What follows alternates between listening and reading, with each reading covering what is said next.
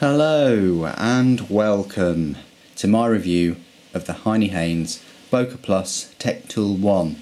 It's a collaboration knife that Heinnie Haynes have done with Böker, and without further ado I'll just run off some of the specifications. So the blade length is 7.1 centimeters, its thickness is 0.23 centimeters, its close length is 9.5 centimeters, and the overall length is 16.7 centimeters, and its weight is 58 grams. So that's a very decent weight for a pocket knife. Now, one of these pocket knives will cost you £19.95, and I think that's an absolute bargain for the materials used and the build quality. It's raining here in sunny England, so you just have to bear with me with the weather. If you don't know what a tech tool is, Böker Plus have created these knives and tools really with a selection of other tools. This one has just got the blade and the glass breaker, which I think is a great addition, and after a week of using this knife I feel that I'm now more qualified. You can probably tell there's some sort of, I say, discoloration. It's probably just from my hands on the scales, and that's just from use. I've wiped the blade though, but I feel that I am now qualified enough to give you a full review rather than just getting it out of the box and giving you the rundown and things of it. So Böker have made these knives under the name of Böker Plus, and a few of them have scissors on, pliers, and they're quite competitively priced, if I have to say. They are pretty neat, and the grip is quite good for G10, and they've got decent blades on them. They are a very good alternative to Swiss Army knives, you know, Victorinox. They sort of modernised them in a way, but if you don't know what they are, or if you've never seen the tech tools before, I do urge you to just go on the website and have a look. Now, this is a UK legal to carry knife. You know that because the blade length is less than 3 inches and it doesn't lock. So there's no lock. That is merely just resting on the back space, so there's nothing to disengage, to close the blade, or even to lock it in place. It's a non-locking, under 3-inch blade, which you can carry without a good reason. So let's have a look at all the features of the knife. So you've got this nice shaped 12C27 Sandvik stainless steel blade, and the glass breaker is actually a 4CR13 glass breaker. The scales I've just previously mentioned, G10, with an adjustable pocket clip. You can have it tip up or tip down.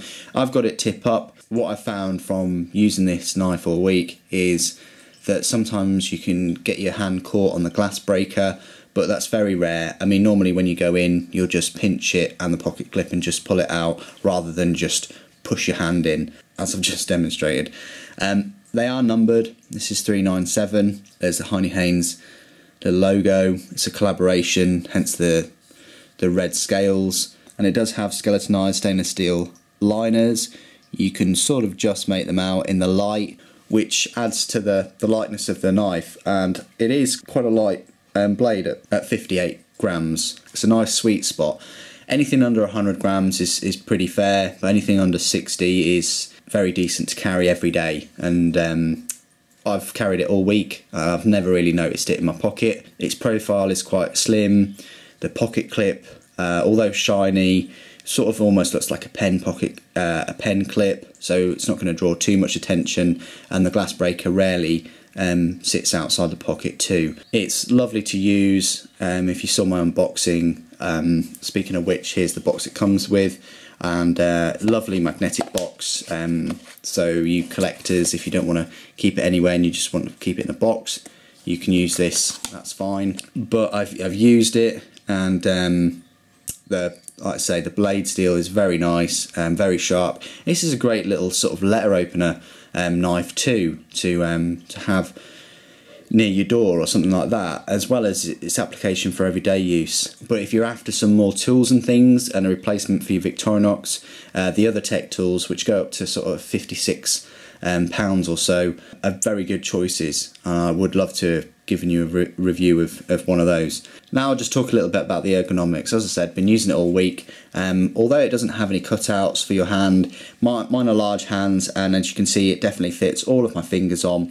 There's no choil. There's always a risk, especially with no jimping on the blade, although you probably wouldn't want any because you don't want to be putting any force on there. But even if you do, it's quite a strong spring in there, so it's not going to fold easily on you. But as always, you want there to be plenty of room on a knife like this that doesn't lock, because you don't want any risk of your finger going above there and being sliced off, really.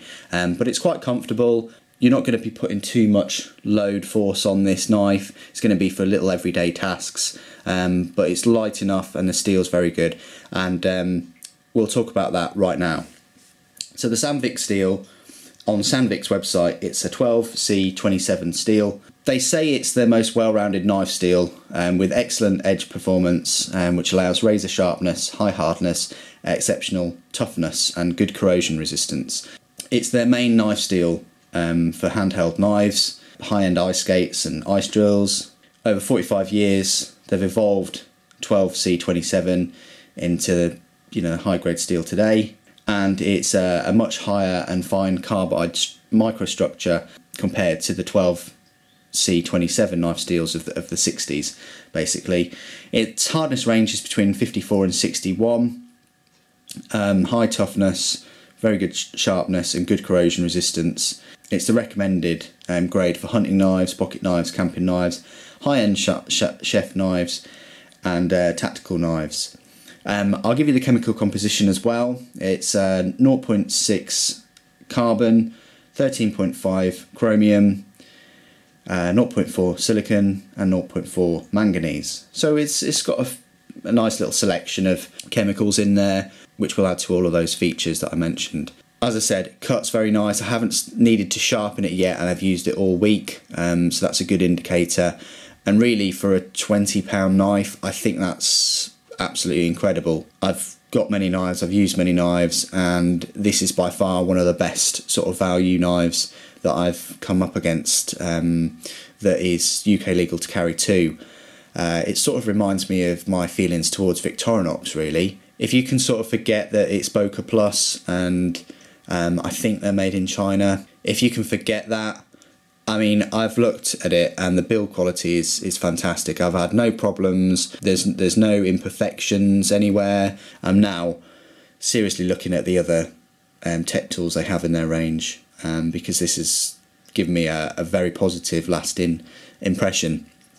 I'll just give you a quick size comparison. I have on me the Spyderco Urban, which I think is probably the best UK legal knife to carry at the moment, because of the N690 steel, it being made in Italy and all the rest of it. There's your difference, okay? Cutting edge length, the Böker just has a bit more, but it really depends on whether you like this leaf shape, and which is, well, in the UK at least, not going to cause alarm as much if that's your thing. I mean, that might be dependent on the colour of the handle and the shape of the knife. I haven't really looked at any studies where they've done that, but I'd love to perform one of the shape of knives and the colour of the handles and whether that affects people's arousal levels, not used in the way you think. So they're the two knives, and I think they give you I think they bring different things to the table. You're getting the very high performance N690 and the ergonomics of the Urban, and the one-handed opening and the sort of 40-degree stop of the Spyderco, but at the same time you're getting the value side with a very good steel too. G10 skeleton eyes, good pocket clip, value of the Böker Plus, which for its price, I mean, I think it's probably about a third of the price of the Spyderco. So of all the knives I've seen UK legal wise, I mean, if one-handed opening is your thing, there are a few other knives out there. But on my channel, now and again, I'll get questions, Super, what knife do you sort of recommend UK legal? And I don't want to spend a fortune. I'd probably recommend the Böker Plus now, because for the value, you really can't go wrong. And there are other options of the tech tool with different tools like scissors and pliers and saws and things like that in the same sort of format. So if you want to spend a bit more money and get the same blade, you can go and get it equipped with more tools. Whereas the Spyderco is really sort of a bit of an investment, £50–60 or so, and it is only a knife. So they both bring different things to the table, but I just thought I'd make that comparison. It's not a versus video by any means, but I just think that they really are the top dogs for affordability too. Everyday worker and sort of a gentleman's, it can be an everyday worker too. So there you go, that is the end of my review of the Böker Plus Heinnie Haynes Tech Tool 1 collaboration knife. Hope you've enjoyed it. If you want to see more knife videos and things like that, just like the video, comment, subscribe, and there's always my Patreon too. So thanks for joining me today. Thank you for watching. Take care.